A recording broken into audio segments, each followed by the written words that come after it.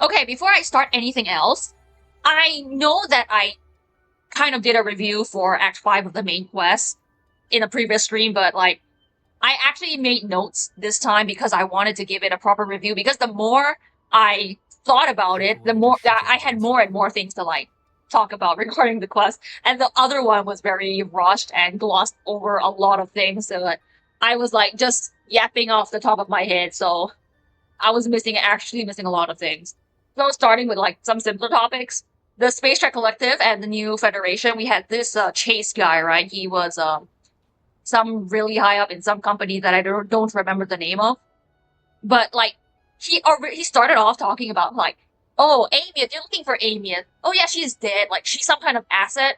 It's a huge loss for us that she disappeared. Like she is a whole ass fucking person. And then he talks about her like she's just a broken machine that they have to replace. That is horrible, like genuinely horrible. But he also did contribute to the Moon Hunt. But then we also didn't see him on the map, like actively walking around. So it seems more like he sent other people out to die instead of going out to hunt himself. But he did also appear to look like he's helping with the hunt while actually not doing anything, which actually kind of sucks. But I might be looking too much into it. Maybe he's actually helping Morny with the research. Who knows? Like Morny didn't go on the moon hunt either because she was right, like doing all the statistics and all the calculation stuff with I think Zigrika and Shaper. He's like on the middle ground. He feels like he's somewhere on the better end of the bunch of people from New Federation, but the bar is literally not very high because we know from Mortefi that the like nobles and the rich people in the New Federation are like corrupt as fuck. And if you're like poor and you live in a lawless zone, you're generally just fucked unless you're lucky with like Lene. She has a really good forte. She can go invisible and stuff. But then she got recruited as a child soldier, and they have like child assassins and shit. So it's like your fate there isn't really good either. And I don't remember what's up with Kalchara, but he also has this gang of ghost hounds. So like if you're poor, you live in the lawless zone and you don't have power, you're kind of fucked. And the new federation is basically like Praxidus base, right?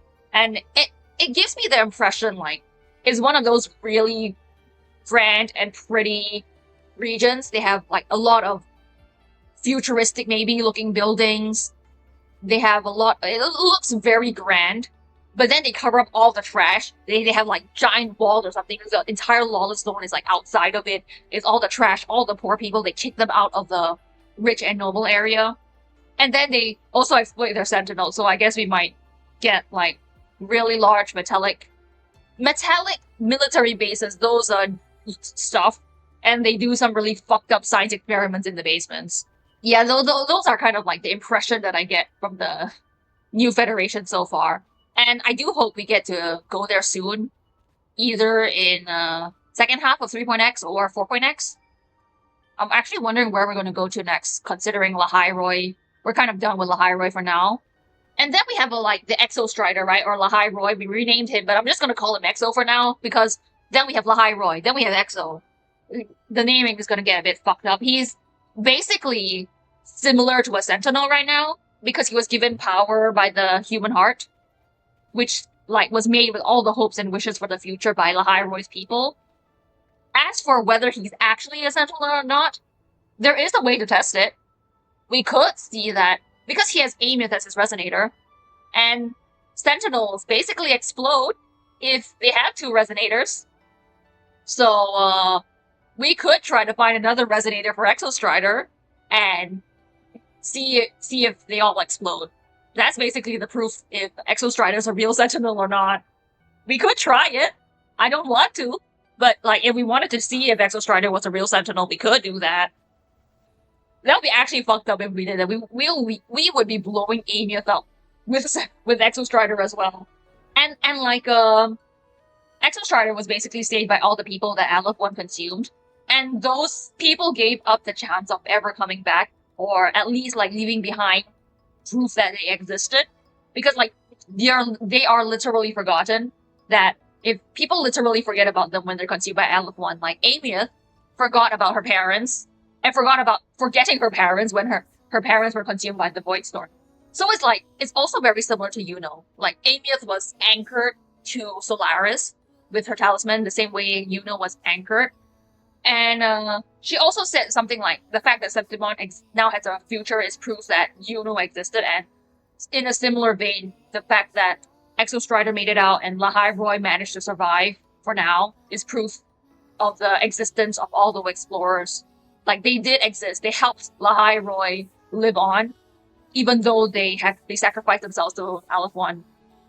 And in a way, it's also kind of poetic and funny, because humanity's worst enemy is themselves. And they end up spawning Threnodians, right? All those, the darkest parts of humanity spawns Threnodians. And then, because of Aleph One's nature to just consume people and their existences, it led to its own temporary defeat, because those explorers that it ate were the reason that they were able to give the coordinates of Exo Strider within void space, because they were consumed by Aleph One, and because they were unwilling to give up and willing to sacrifice themselves for a greater cause. That because Aleph One is like the representation of nihilism, right? I don't even know how to pronounce that. Basically, nothing matters in the grand scheme of things. Humanity moves so far, and eventually we're all gonna die out when, like, the sun dies, or when a black hole comes and eats us. So it's like peak nihilism, but humanity still never gave up and still pushed through despite all of that.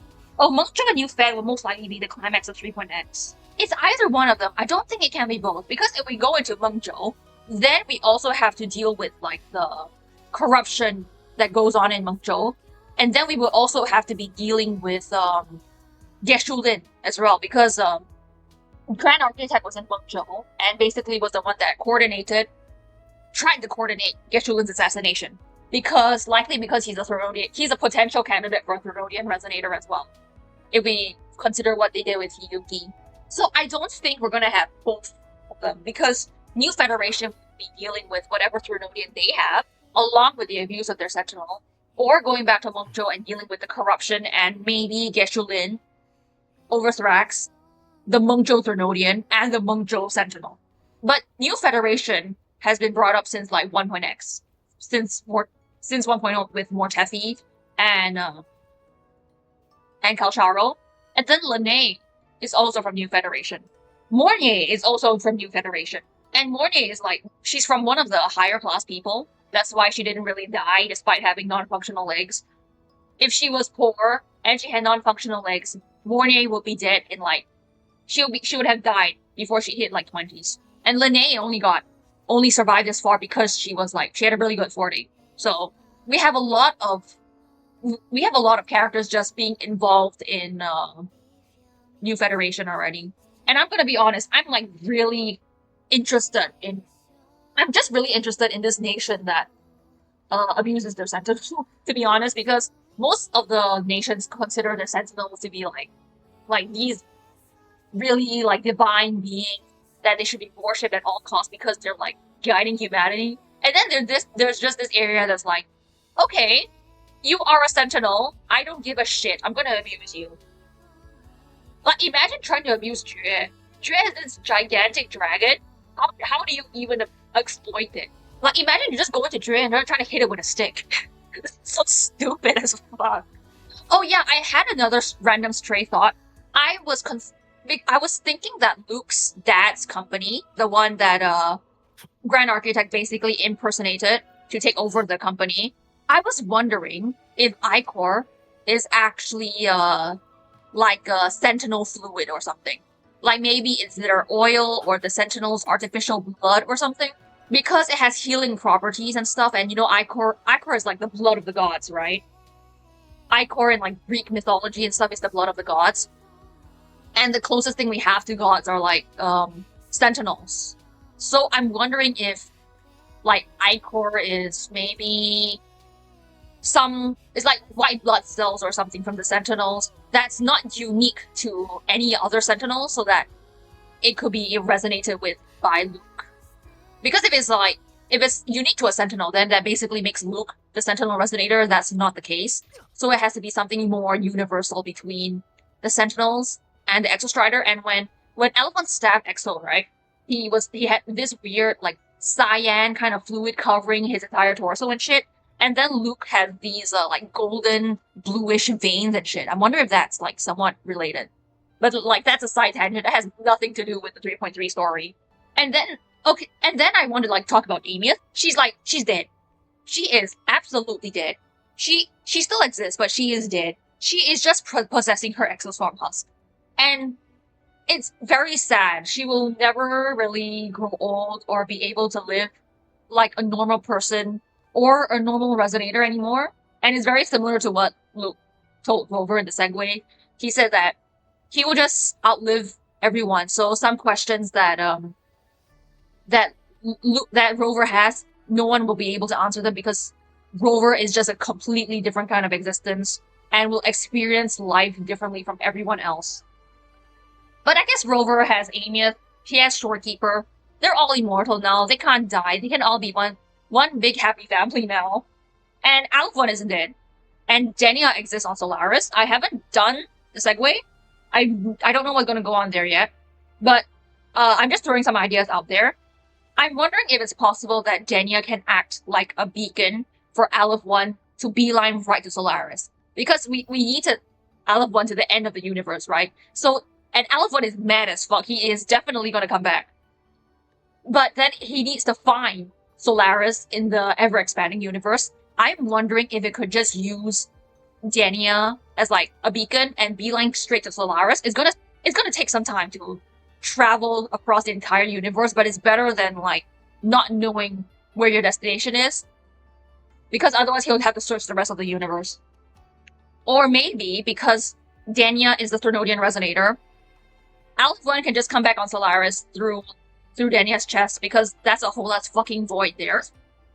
I'm wondering if they can do that. And then there's also another thought that exoswarm can be contaminated by void matter. That is something that I brought up in 3.1.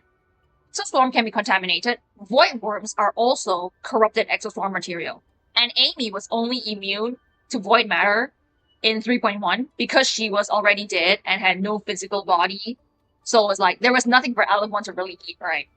But then now she has an exoswarm husk, which can be contaminated with void matter. I don't know if that's like a potential plot point for later when Aleph 1 eventually returns, but it's something that I have, it has been on my mind since 3.1. And then there's like Hiyuki as well, right? She is kind of this foil to Rover. Where are you, Hiyuki? I'm just gonna swap you out for now, Luke. Where is Hiyuki? Yeah. She's a foil to Rover, and she is basically like as depressed as Rover would have been if Rover didn't have like occasional W's. He managed to save Sinjo, he managed to save Raguna, Septimon, Renacita, and then Hiyuki she lost her sister died, he couldn't save Honami from the Ternodian, and then they had a TD invasion, and then Honami straight up got fucking blipped by the Ternodian. So it was like, she just keeps taking W's. And she actually seems a lot more similar to Rover from 20 years ago, where he's more disconnected and more of a solitary person with the burden of trying to save everyone, rather than someone who's willing to rely on other people. But she interacted with Rover this time, and she saw Rover for who he really is, and not this perfect glorified version that the Grand Architect painted in her head. And she learns that there are people she can rely on, and she doesn't have to take on this burden of saving everyone and defeating the Ternodian alone. And this was also something that Rover had to learn from Galbraina in 2.7 after he nearly offed himself because he was being manipulated by Cristoforo or Leviathan, or maybe both of them. I don't really know at this point. Into like killing himself, right? Because he was the Dark Tide. He was the Harbinger of the Dark Tide. And Hiyuki also shares similarities to like Amieth because they're like both this younger sibling, younger daughter, right? Gyokuro wanted to keep Hiyuki safe from her fate of being a Ternodian resonator, and also didn't want her to burn her life out as the Miko of Ashinohara. But then Hiyuki also idolized her sister and wanted to be just like her. And then eventually Gyokuro, I think at the end of the segue, also admitted that she had been cruel to Hiyuki and pushing her away. And as long as Hiyuki did something that she actually wanted to do and not something pushed on her by other people, or especially not pushed on her by her sister, because her sister was actively trying to keep her away from being a Miko. And it will be acceptable that Hiyuki could do anything that she wanted to do as long as that it was something that she wants. And in 3.1, Rover also said that what he wished for Amyth was that she would live a long, happy life. Not that she did any of it, she fucking died. There wasn't even a life. And she was depressed for half of it and masking it.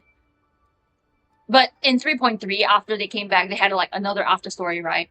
Where he's changed his wish for her and hoped that Amyth would be happy and satisfied with whatever she wanted to do, and that he would support her regardless of her choice, whether it was like a happy or a sad life. I think Amyth still wants to be happy. Like, wanting to live a sad life is a bit weird and stupid, but as long as it was something that Amyth wanted to do, he would support her for it, which is like really sweet. And it also mirrors Hiyuki a lot, considering the journeys that all of them have been on. And it's also a consideration that it is possible that New Federation, the Sentinel of New Federation, I think his name is like Prometheus or something, right? He, considering the naming, where Prometheus like sacrificed some stuff, right, to bring humanity fire, it's also possible that the Sentinel, that Prometheus was the one that wanted New Federation to experiment on it and learn more about its origin so that they could figure out, they could progress, humanity can progress, right? By examining this Sentinel, and this Sentinel was like, hey, I am offering myself to you for your research so that this is for the good of humanity. I am guiding humanity by like giving you this very unique, interesting, overpowerful research subject for you to learn and develop your own technology. But then as like the decades and generations passed, they kind of forgot their origin. And as they got more and more wealthy and shit, right, they start exploiting more and more and more and started taking more than what the Sentinel could handle. Like, the Sentinel offered itself in goodwill, and as time passed and people forgot or weren't aware of the origin of why their nation was experimenting on the Sentinel, it just turned into like abuse and exploitation. That's also another thought I had for the New Federation Sentinel. And then, like, last but not least, we have like Dania, right? In she appeared in the 3.3 story. She was basically getting yanked in all directions by Grand Architect being an asshole. She's like Alipha's resonator, and despite being in the Praxidus, she was trying to save Rover. First by yanking him out of void space, and then trying to stop him from entering void space via the leak that Hiyuki unsealed in the dimmer planes. And it seems like she was just trying to protect them from Aleph 1, who she assumed would completely consume their frequencies and kill them, and she felt like they didn't have a chance of defeating Aleph 1. And we already know from her EPs that she's, at her Resonator showcase, that she's not happy. She's very sad, and she hides it a lot. She loves Tigrika a lot. She definitely loves Tigrika and her friends at Startorch. But she's also aware that the Dania that everyone knows and loves is just this facade that she put up to infiltrate Startorch. And Dania basically has no one, and she's felt so much love and happiness with her mask on, and I think that she just wants to continue living a normal student life and not being like Aleph 1's Resonator. Imagine like being the Resonator of one of the most destructive beings on Solaris, or as a Praxidus tool. And Dania is also a very interesting case because people lie all the time. At school, at work, with your own family. There's always lies sprinkled around everywhere. People tell like white lies, they hide their true thoughts. They agree with things that they don't exactly agree with or want to do, just to keep the peace or pretending to be happy. They do a lot of things to like fit in. Obviously there's like some people who are like really bad and they do it for more malicious reasons, like manipulating other people to get something that they want. But most people do it more so that they don't stand out or to seem more approachable and acceptable to others. And it's mostly because they're either unsatisfied with themselves as people, or they feel that their true selves aren't something that's really appealing or acceptable to other people. And Dania is basically doing the same thing, but pushed to the extreme. Her true self, as the Ternodian Resonator, is terrifying. And then she grew to love this facade that she put up to infiltrate the school. And now is like, I think she's doing it more so to protect Sigrika from Aleph 1, obviously, and also trying to keep her school life and her Fraxidus life separate. And then I think near at the end of her Resonator trailer, she was like smiling, right? And she was saying aligned, aligned, aligned. I think she's also not just having to put up a mask for her school life, but also to the Fraxidus. Because, and she was trying to, obviously, like, Grand Architect looked past it already and broke her. Because it's like, if Dania was starting to sway away from the Fraxidus, they would just, like, maybe the Fraxidus would just kill all her friends. It's possible they would do that. And it's like really bad. It's downright horrible because Dania had nothing. She grew up with nothing. She was basically isolated. She lived in a fucking storeroom. And she ended up resonating with Aleph 1, who was like peak nihilism. And nothing matters anyway because they're all gonna die. And to the rest of the universe, humanity might as well wouldn't exist if the sun exploded or we got eaten by a black hole. And now she has something, and she's desperately trying to defend it, but it also can be like taken away from her really easily. Like, Grand Architect, he can just like relocate her, he can kill all her friends, they can do like whatnot. They could probably just artificially make a Thrunodian or something. Or just make Dania go out of control and make her kill all her friends, which would be even worse. So it's like, in the end, Dania really just doesn't have anything at all, and everything that she does, all the happiness that she has, is just likely stuff that the Grand Architect is doing. Just anything that she is given, the Grand Architect is like, okay, you can have it, but I can always take it away. It's like, Dania is just peak depression. Okay, she is so sad. I'm really curious what's going to go on with the segue, what they're going to do with Dania in the segue. I think that's all the thoughts I had for 3.1 as of now. I might have more. More thoughts might come up later, I don't know. But yeah, I think that's going to be it for now. I actually want to do the story now.